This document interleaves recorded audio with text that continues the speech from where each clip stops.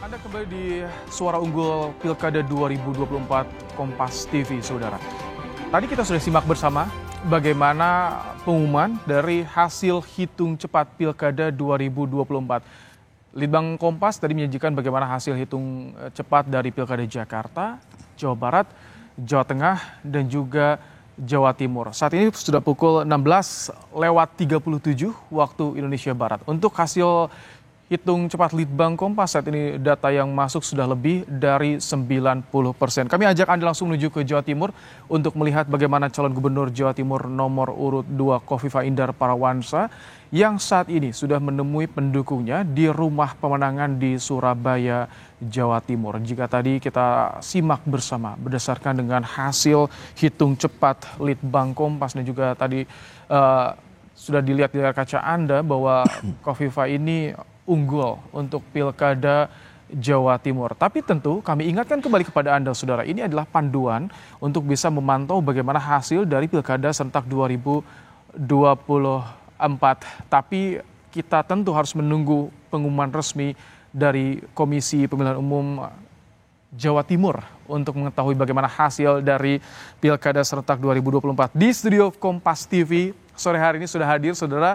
Tadi ada Mas Toto bersama dengan Nitya Anissa bagaimana mengulas hasil Pilkada serentak, hasil hitung cepat Carta Politika, tapi juga kita sudah hadir ada Bang Ahmad Doli Kurnia, politisi Partai Golkar, ada Bang Ciko Hakim, politisi PD Perjuangan, dan juga tuan rumah peneliti senior Litbang Kompas, Bestian Nenggolan. Selamat datang di studio Kompas TV.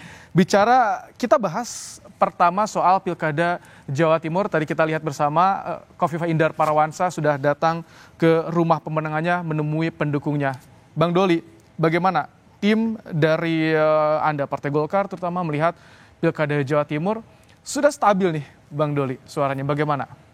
Ya, pertama saya kira overall kita harus memberikan apresiasi ya terhadap pelaksanaan Pilkada kita yang bisa dilaksanakan secara damai, aman, tenang gitu ya, tidak ada gejolak-gejolak gitu.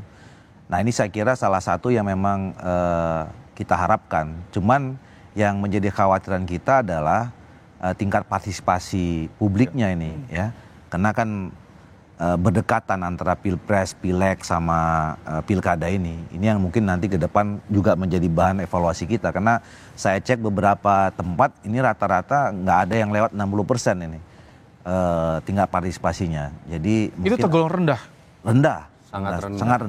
Sangat rendah, dan artinya kan masyarakat yang tadinya berharap kan kepala-kepala daerah kan sebenarnya yang paling dekat dengan mereka ya, dengan masyarakat, pelayanan dan segala macam, harusnya sih mereka lebih kuat. Nah, khusus untuk Jawa Timur tentu kami juga berterima kasih karena pasangan yang kami usung, Pak Ibu Khofifah dan Pak Emil, ini mendapatkan kepercayaan penuh untuk periode yang kedua.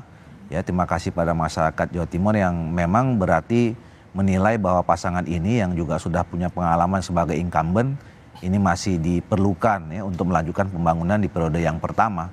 Dan kalau dilihat hasilnya perolehannya cukup signifikan, di atas 50%, ya, hampir mendekati 60%. Jadi saya kira ini amanah yang tentu harus harus dilanjutkan nanti dalam pembangunan 5 tahun ke depan di Jawa Timur. Baik, Bang Ciko, kalau Anda melihat ini Pilkada Jawa Timur, ini Sri Kandi yang bertarung, dan hasilnya saat ini jika versi hitung cepat quick count nih sudah terlihat stabil. Ini hanya panduan, tapi tentu kita menunggu resmi dari KPU. Bagaimana tanggapan dari tim PDIP? Betul, memang sejak awal kan diprediksi oleh banyak orang, pengamat, baik itu partai politik atau masyarakat awam, memang Bu Khofifah ini kan cukup kuat di sana.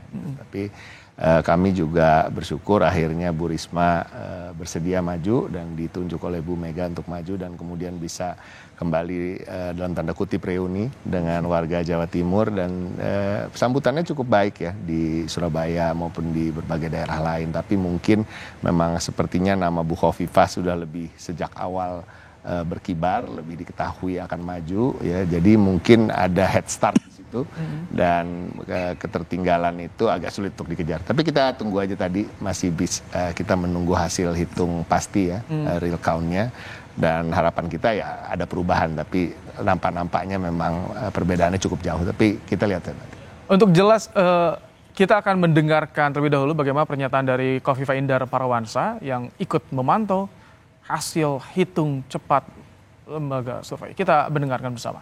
Luar biasa, kawan-kawan media, jurnalis yang terus mengawal bagaimana proses pilkada serentak ini berjalan dengan aman, damai, dan seneng bareng sesuai jargon KPU Jawa Timur.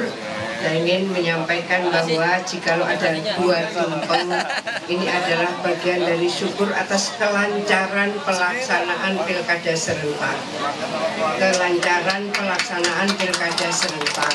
Tentu kepada semua pihak, khususnya relawan, tidak ada euforia dalam proses penghitungan quick count hari ini. Kita semua masih akan menunggu proses penghitungan real count. Tadi saya dan Mas Emil bersama beberapa tokoh senior yang mendampingi kami ke data center 1 di Pagesangan, dan di Diponegoro ini selain posko juga ada data center 2. Kita semuanya akan menunggu hasil real count.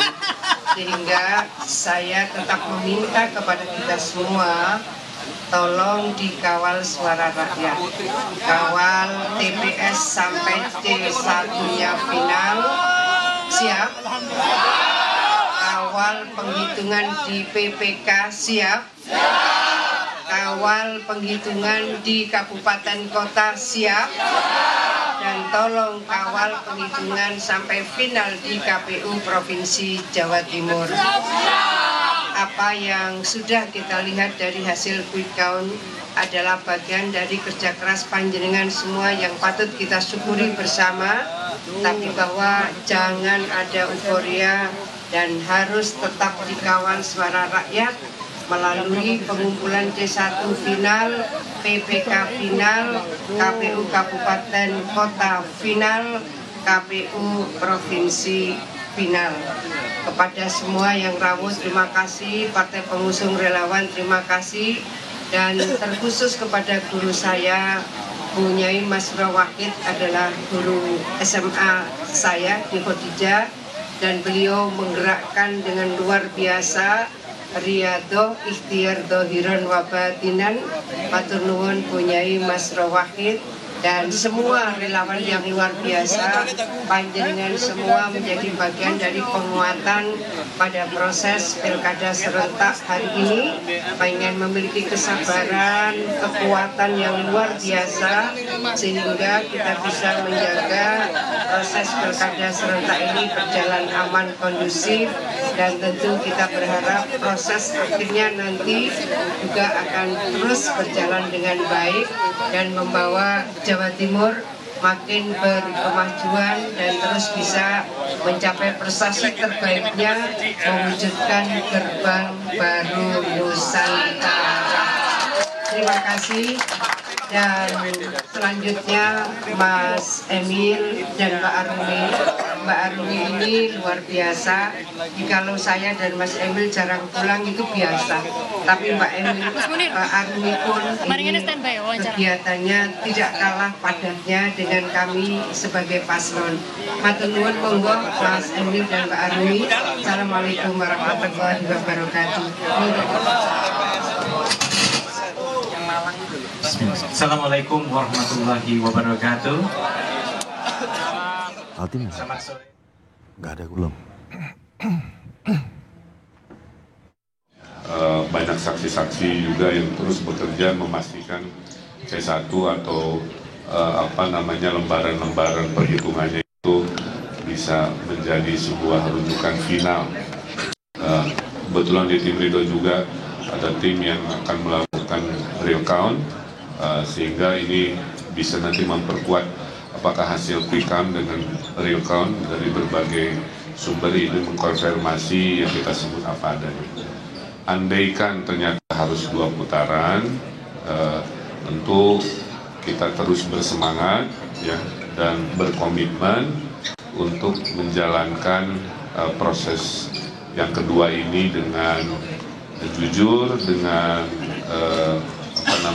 integritas, agar yang terpilih betul-betul memiliki legitimasi ya, dalam menjadi pemimpin di Jakarta. Kami juga sudah menerima masukan-masukan dan terus menerima masukan-masukan terkait apakah strategi masih ada yang kurang, apakah lain sebagainya, karena memang dinamika pilkada ini luar biasa, khususnya Jakarta yang menjadi pusat perhatian se-Indonesia sebegitu rupa, sehingga nanti tentu akan jadi sebuah kontemplasi dan strategi terkait apa yang akan kita lakukan. Nah, pada warga Jakarta tentunya tetaplah menunggu sampai keputusan resminya kalau nggak salah 16 sampai 18 Desember. Setelah itu kalau memang harus putaran kedua, ya mari kita berkomunikasi lagi, aspirasi-aspirasinya tentu akan kita dengar dengan segala bentuk kampanye di tahap kedua yang tentunya harus lebih baik.